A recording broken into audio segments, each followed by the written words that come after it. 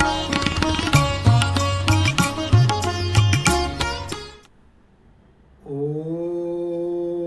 तस्माद् यज्ञात् सर्वहुतः ऋचः सामानि जज्ञिरे छन्दांसि जज्ञिरे तस्माद् यजुस्तस्मादजायत।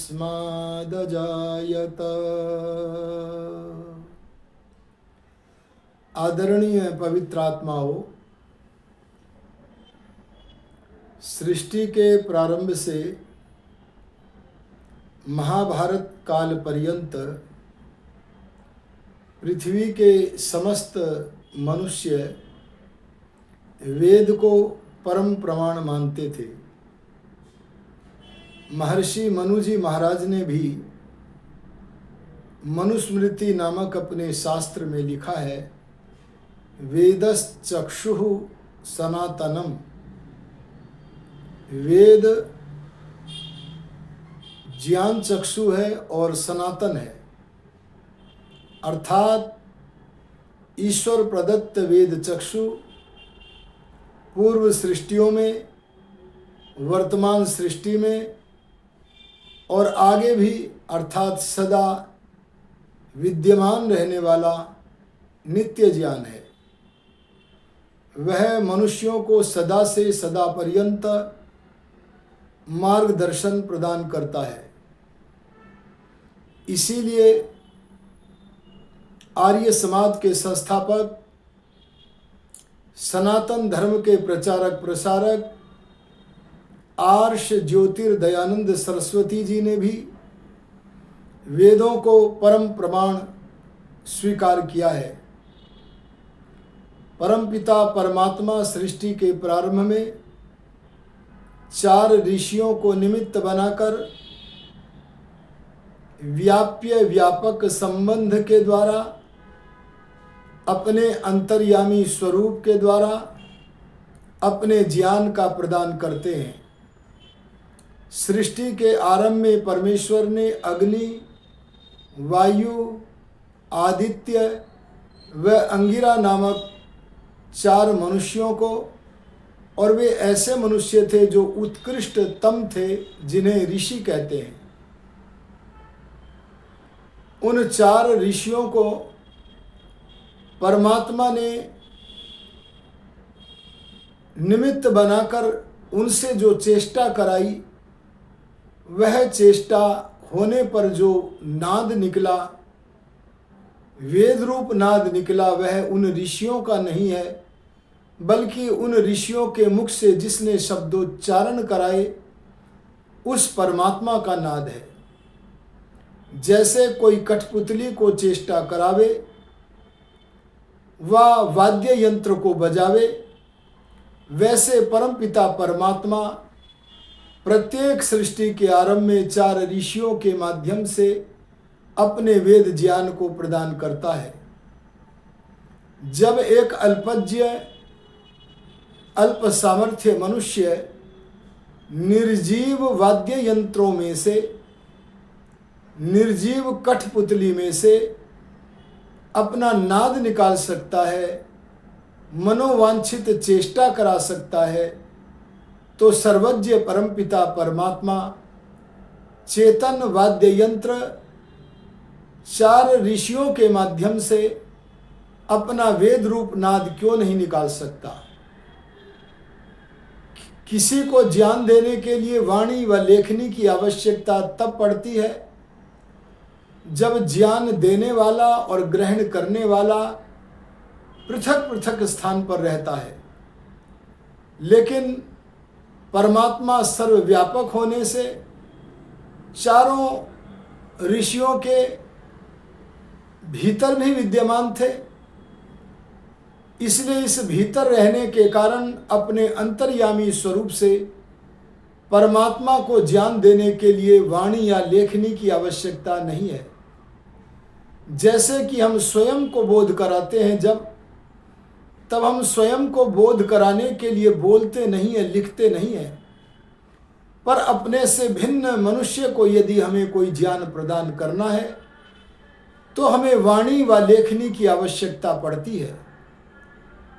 इसी प्रकार यदि ईश्वर और जीव भिन्न भिन्न स्थान पर होते तब तो वाणी व लेखनी की आवश्यकता पड़ सकती थी, लेकिन परमात्मा तो सबका अंतर्यामी है, सर्वांतर्यामी है। इसलिए अपने व्याप्य व्यापक संबंध के द्वारा 4 ऋषि व्याप्य हैं और परमात्मा सब जड़ चेतन पदार्थों की तरह उनमें भी व्यापक है। इस व्याप्य व्यापक संबंध के द्वारा अर्थात अंतर्यामी स्वरूप से उनको जो ज्ञान प्रदान करता है वह परमात्मा का है। इसलिए महर्षि दयानंद जी ने सर्वोपरि प्रमाण जिसे माना है वह वेद को माना है। और महर्षि दयानंद सरस्वती ने वेद को पहले व्यक्ति नहीं थे कि स्वतः प्रमाण माना है, बल्कि सब ऋषियों ने वेद को स्वतः प्रमाण माना है। इसे जानने के लिए हमें ऋषि मुनियों के रचे हुए शास्त्रों को पढ़ लेना चाहिए। वहाँ अनेकत्र इस प्रकार की वार्ता मिलेगी कि वे सब वेद को परम प्रमाण मानते थे ईश्वर प्रदत्त ज्ञान होने के कारण। ऋषि दयानंद सरस्वती जो वेदों के अनुयायी थे, वेदों के विद्वान थे, और इतना ही नहीं, वेद के मंत्रों के अर्थों का समाधि में बैठकर परमात्मा से ज्ञान करने में समर्थ थे। जो मंत्रार्थ दृष्टा थे, जिन्हें परमात्मा के द्वारा आंतरिक दर्शन होता था, ऐसे मनुष्य थे जो जब जब जिस जिस मंत्र के अर्थ को जानने की इच्छा करके अथवा जिस जिस वार्ता को जानने की इच्छा करके वे समाधिस्थ होते थे और समाधिस्थ होते रहेंगे और समाधिस्थ होकर वह ज्ञान प्राप्त करते रहेंगे, मंत्रार्थ ज्ञान प्राप्त करते रहते हैं। उन महापुरुषों का नाम ऋषि होता है। ऋषि मनुष्य जीवन की उन्नति की पराकाष्ठा का नाम है। ऋषि उन्हें कहते हैं जिन्हें परमात्मा का प्रत्यक्ष हो गया है, जो ऋषियों की भांति कहते हैं त्वमेव प्रत्यक्षम ब्रह्मासि त्वामेव प्रत्यक्षम ब्रह्म वदिष्यामि। हे प्रभु, मैं आपको ही प्रत्यक्ष ब्रह्म कहता हूँ और आपको ही मैं प्रत्यक्ष ब्रह्म के रूप में मानता हूँ। इस प्रकार का साक्षात दर्शन जिन्हें होता है, ब्रह्म का आंतरिक प्रत्यक्ष जिन्हें होता है, इंद्रिय और मन आदि के बिना आत्मा जिनका असंप्रज्ञात समाधि में प्रत्यक्ष करता है, ऐसा प्रत्यक्ष करने वाला मनुष्य ऋषि कहलाता है। ऐसे ऋषियों को भी महर्षि दयानंद सरस्वती ने प्रमाण माना है। उन्होंने किसी भी मनुष्य को पूर्णतः प्रमाण नहीं माना है, बल्कि पूर्णतः प्रमाण तो केवल वे मनुष्य हैं जो ऋषि कोटि के हैं, क्योंकि ऋषि कोटि के मनुष्यों में जो विशेषता होती है वह अन्य मनुष्यों में विशेषता नहीं होती। इस वार्ता को महर्षि दयानंद जी के गुरुवर स्वामी विरजानंद जी ने भी समावर्तन संस्कार के अवसर पर कहा था कि हे दयानंद, आप मनुष्यकृत ग्रंथों पर विश्वास मत करना, बल्कि मनुष्यत्व से ऊपर उठकर अरे जिन मनुष्य तनधारी महापुरुषों ने ऋषित्व को प्राप्त कर लिया है उन आर्ष ग्रंथों पर ही विश्वास करना, क्योंकि मनुष्यकृत ग्रंथों में कहीं ईश्वर को माना जाता है, कहीं ईश्वर की निंदा भी की जाती है, कहीं वेदों को माना भी जाता है, कहीं वेदों की निंदा भी होती है। लेकिन जो भगवान के भक्त हैं, जो मंत्रार्थ दर्शन करने वाले ऋषि हैं, ऐसे ऋषि वेद को परम प्रमाण मानकर और भगवान से समाधि में ज्ञान प्रदान करके जो मूल विद्या वृक्ष वेद से और मूल विद्या वृक्ष वेद के मूल परमेश्वर से ज्ञान प्राप्त करके बड़े बड़े विद्या ग्रंथों का निर्माण करते हैं, अपने विचारों को प्रकट करते हैं, ऐसे महापुरुषों को भी महर्षि दयानंद ने प्रमाण माना है। और उन महापुरुषों की परंपरा में महर्षि दयानंद ने सब अन्य विद्वानों को बाहर रखा है, केवल उन्हीं विद्वानों को स्वीकृत किया है जो ऋषि कोटि के विद्वान हैं, जिन्हें आंतरिक दर्शन होता है। इसके लिए उन्होंने वाक्य बनाया है, मैं ईश्वर प्रदत्त वाणी वेद को परम प्रमाण मानता हूं, तो ब्रह्मा से आरंभ करके जैमिनी पर्यंत जैमिनी ऋषि पर्यंत, अर्थात ऋषि परंपरा में ब्रह्मा से लेकर जैमिनी पर्यंत जितने भी महापुरुष आए हैं उन सबको प्रमाण मानता हूं। इस परंपरा में जो अनऋषि हैं, अर्थात जिन्हें आंतरिक दर्शन नहीं होता है, जो समाधि लगाकर मंत्रार्थ दर्शन नहीं कर सकते हैं, जिन्हें परमात्मा का प्रत्यक्ष नहीं हुआ है, ऐसे लोगों को प्रमाण कोटि में स्वीकार नहीं किया गया है। इसीलिए पहली बार महाभारत के बाद अगर किसी महात्मा ने एक परंपरा को मुख्य रूप में सामने रखा है तो वह परंपरा ऋषि परंपरा है। आज के जो तथा कथित गुरु हैं, जो महर्षि दयानंद को अपना आदर्श नहीं मानते हैं, जो ऋषि मुनियों के प्रति श्रद्धा भक्ति और प्रेम की दृष्टि से नहीं देखते हैं, ऐसे लोग संतों ने कहा जैसे वाक्य बोल बोल करके लोगों को बहकाते फिरते हैं। मैं इस वाक्य से संतों को गलत नहीं कह रहा हूं, मैं केवल इतना कहना चाहता हूं, अगर प्रामाणिकता के क्षेत्र में किसी का नाम लेना है तो या तो ईश्वर प्रदत्त वाणी वेद का नाम लेना होगा, अथवा वेद के द्वारा ईश्वर के द्वारा प्राप्त जो समाधि जन्य ज्ञान है उसके द्वारा जो बड़े बड़े विद्या वृक्ष बनाते हैं, ऐसे ब्रह्मा से लेकर जैमिनी ऋषि पर्यंत महापुरुषों की वाणी, उनके विचार, उनके विद्या ग्रंथों को ही प्रमाण माना है। इस वार्ता को बहुत सारे आभासी सनातनियों ने नहीं जाना। हमारे नरेंद्र मोदी जी बहुत अच्छे प्रधानमंत्री हैं, वे इस समय विधर्मियों से टक्कर ले रहे हैं, लेकिन दुख का विषय यह भी है कि वे पूर्णतः सनातनी नहीं है। आभासी सनातनी तो अवश्य है, लेकिन हमारे लिए यही अच्छा विषय है कि कम से कम वे सनातन वेद के सूत्र से नाम मात्र के लिए तो जुड़े हुए हैं, इसीलिए विधर्मियों से टक्कर ले रहे हैं। अरे जिन विधर्मियों को बढ़ाने का काम जवाहरलाल नेहरू से लेकर के और बहुत सारे लोगों ने किया, अरे जिस आस्था ग्रंथ कुरान को मानने वालों का, अरे बाइबिल के मानने वालों लोगों का समर्थन किया, बढ़ती की, वक्फ बोर्ड बना बना करके उनको बढ़ाने का प्रयत्न किया, कम से कम ऐसे दुष्टों का विरोध करने के लिए अग्रसर है। ऐसे आभासी सनातनी नरेंद्र मोदी जी हो या अन्य हो, मैं उनका बहुशः साधुवाद और धन्यवाद करता हूं। आज की परिस्थिति में राजनीतिक क्षेत्र में इनको बढ़ाना हम सब राष्ट्रनिष्ठ लोगों का, सनातनी लोगों का कर्तव्य है, किंतु नरेंद्र मोदी जी सनातन विचारधारा से पूर्णतया अवगत नहीं है।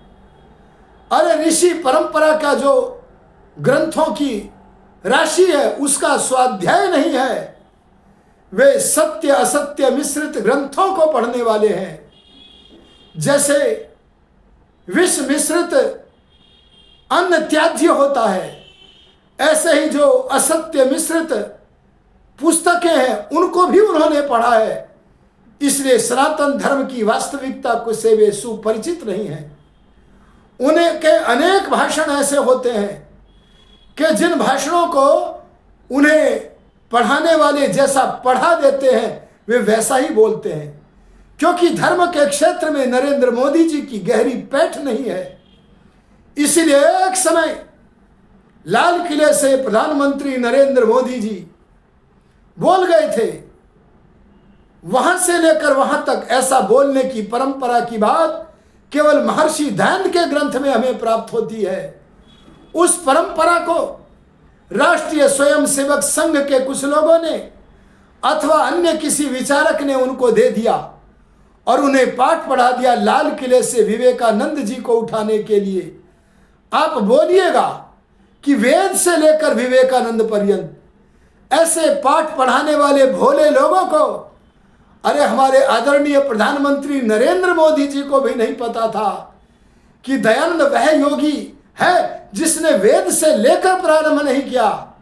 ये क्या जाने महर्षि दयानंद के अनुशासन में रहने के बिना कि महर्षि दयानंद ने वेद से लेकर जैमिनी पर्यंत क्यों नहीं बोला। क्योंकि महर्षि दयानंद ऋषि परंपरा से जो ज्ञान प्राप्त हो रहा है, उस परंपरा से प्राप्त होने वाले ज्ञान से पृथक कोटि में रखते हैं ईश्वर प्रदत्त ज्ञान को। महर्षि दयानंद यत्र तत्र सर्वत्र कहते हैं ऋग्वेद, यजुर्वेद, सामवेद, अथर्ववेद नामक जो ज्ञान विज्ञान की राशि है वह अग्नि आदि मनुष्यों की नहीं है। अरे ये तो परमात्मा के निमित्त है। इन निमित्तों से, इन माध्यम से ज्ञान का देने वाला सर्वव्यापक अंतर्यामी परमात्मा है। इसलिए वेद नामक ज्ञान की राशि ऋषिकृत नहीं है। इन विचारकों को क्या पता, अरे ऋषि मुनियों के ग्रंथों को न पढ़ने के कारण क्या पता, और उल्टा पाठ पढ़ा दिया, विपरीत पाठ पढ़ा दिया प्रधानमंत्री नरेंद्र मोदी जी को। और उन्होंने जो अनऋषिकृत अर्थात ईश्वर प्रदत्त ज्ञान है, जो सनातन ज्ञान है, ध्यान देना, जो किसी मनुष्य का रचा हुआ वृक्ष नहीं है, उस मूल वृक्ष को भी मनुष्य रचित वृक्षों के साथ जोड़ करके खड़ा कर दिया और ऋषि परंपरा को भी हटा दिया। ऋषि परंपरा को हटा करके उन्होंने ब्रह्मा से प्रारंभ किया। ये तो ठीक, ये ब्रह्मा से प्रारंभ करते तो ठीक थे, पर ब्रह्मा से प्रारंभ नहीं किया, वेद से कर दिया। अरे उन्होंने वेद वाणी को मनुष्यकृत वाणी के तुल्य घोषित कर दिया। ये सनातन धर्म के विरुद्ध वार्ता है। अरे महर्षि दयानंद को पढ़े तो बात बने, अरे सनातन धर्म की बढ़ती होवे। प्रधानमंत्री नरेंद्र मोदी जी जैसे लोगों को और भी बहुत सारे जो राजनीतिक आंगन के खिलाड़ी हैं, सनातन धर्म के समर्थन में हैं, उन लोगों को ऋषि परंपरा के आधार पर, अरे ऋषि दयानंद ने जो सत्य असत्य के निर्णय करने की 5 कसौटियां दी हैं, उन पर कसकर जो निर्णय हाथ में आवे उसके अनुसार सत्य ग्रंथों का ही स्वाध्याय करना चाहिए। नरेंद्र मोदी जी को वेद से आरंभ इसलिए नहीं करना था क्योंकि वेद ऋषि परंपरा के भीतर नहीं आता। वह तो एक पृथक स्वतः प्रमाण वेद रूप परमात्मा का ज्ञान है, इसलिए वहां से प्रारंभ नहीं करेंगे। महर्षि ने कहा कि मैं परम प्रमाण तो वेद को मानता हूं जो ईश्वर प्रदत्त कल्याणी वाणी है, और उसके पश्चात वेदतः प्रमाण अर्थात वेद के अनुकूल होने के कारण अगर प्रमाण ग्रंथ किन्हीं को मानता हूं तो उन शास्त्रों का नाम है ऋषि निर्मित शास्त्र। और वे ऋषि परंपरा को संपूर्ण को साथ में लेने के लिए सृष्टि के आरंभ में, जब अमैथुनी सृष्टि में अपने वर्तमान पुरुषार्थ से जिन्होंने चारों ज्ञान वेदों के ज्ञान विज्ञान को प्राप्त किया, ऐसे विद्या के धनी पहले ऋषि को उन्होंने गिना। और वे कौन थे? वे थे ब्रह्मा। और वहां से प्रारंभ करके उन्होंने अपने काल में जो अंतिम ऋषि प्राप्त हुए वो कौन थे? जैमिनी। तो उन्होंने कहा जहां ईश्वर प्रदत्त वाणी को मैं प्रमाण मानता हूं, अरे परम प्रमाण मानता हूं, वहां उसके अनुसार होने से ब्रह्मा से लेकर के जैमिनी पर्यंत ऋषियों के विचारों को भी प्रमाण मानता हूं। अर्थात नरेंद्र मोदी जी को जो मांस आहार करने वाले थे, जो ईसा मसीह का समर्थन करने वाले थे, गंगा गए गंगादास, यमुना गए यमुनादास, वेद विद्या से दूर भी थे, ऐसे विवेकानंद को उन्होंने ऋषि परंपरा के साथ कैसे जोड़ दिया है? अरे ऋषि परंपरा के साथ महर्षि दयानंद ने जो अंतिम ऋषि पाया वह पाए जैमिनी। हाँ, हम लोग तो उस परंपरा को आगे बढ़ा सकते हैं। जैसे ऋषि दयानंद ने कहा था, ब्रह्मा से लेकर के जैमिनी पर्यंत ऋषियों को प्रमाण मानता हूं। हम सनातनी लोग आज ऋषि दयानंद जी महाराज का अनुकरण करते हुए उस ऋषि परंपरा में जैमिनी ऋषि के पश्चात एक ऋषि का धरा पर आगमन हुआ। उस ऋषि का नाम था महर्षि दयानंद सरस्वती। तो हम कह सकते हैं कि हम आर्यों के लिए, अरे हम वैदिकों के लिए, अरे हम सनातनियों के लिए अगर कोई प्रमाण वेद के पश्चात कोई है तो ब्रह्मा से लेकर दयानंद पर्यंत ऋषियों की वाणी प्रमाण है। इसलिए हमें सावधान होकर प्रामाणिक ग्रंथों का स्वाध्याय करना चाहिए। सबसे मुख्य बात है हम वेदों का स्वाध्याय करें। ऋषि दयानंद ने उस स्वतः प्रमाण को आर्य समाज के तृतीय नियम से जोड़ते हुए लिखा, वेद सब सत्य विद्याओं का पुस्तक है। वेद का पढ़ना पढ़ाना और सुनना सुनाना सब आर्यों का परम धर्म है। और जो वेद के व्याख्यान ग्रंथ हैं, उन वेद के व्याख्यान ग्रंथों को भी पढ़ना, ऋषि मुनियों के बनाए हुए व्याख्यान ग्रंथों को भी पढ़ना हमारा कर्तव्य बनता है। ऐसे मान करके यदि हम स्वाध्याय करेंगे तो निश्चित रूप से हम धार्मिक आंगन में, अरे आध्यात्मिक आंगन में और सांसारिक आंगन में भी गति प्रगति करेंगे। इन्हीं संक्षिप्त शब्दों के साथ यह निवेदन करता हुआ कि पठनीय ग्रंथों में परम प्रमाण वेद है और आर्ष ग्रंथ अर्थात ब्रह्मा से लेकर दयानंद पर्यंत ऋषियों के बनाए हुए ग्रंथ हमारे लिए प्रामाणिक ग्रंथ है। और उनके अनुकूल अगर शुद्धांतःकरण से लिखा हुआ अन्य विद्वानों का कोई बनाया हुआ शास्त्र है तो बड़ी तीखी नजरों से उनको देखकर, बड़े अनुभवी आंखों से उनको देखकर, केवल विद्वान ही वहां से यह सामर्थ्य रखते हैं कि सत्य को पकड़ेंगे। जो विद्वान नहीं है वे तो वहां से विष को भी ग्रहण कर लेंगे। इसलिए उनका कर्तव्य है कि वेद का स्वाध्याय करें और वेद के उस भाष्य का स्वाध्याय करें जो किसी ऋषि ने भाष्य किया हो। आज तो वेद भाष्य केवल महर्षि दयानंद का ही उपलब्ध है। उसी वेद भाष्य को पढ़े और ब्रह्मा से लेकर दयानंद पर्यंत ऋषियों के बनाए हुए ग्रंथों को पढ़ें। इसी का नाम स्वाध्याय है। इससे जहाँ परमात्मा की संप्राप्ति होगी वहाँ सर्वविध सुखों की प्राप्ति होगी।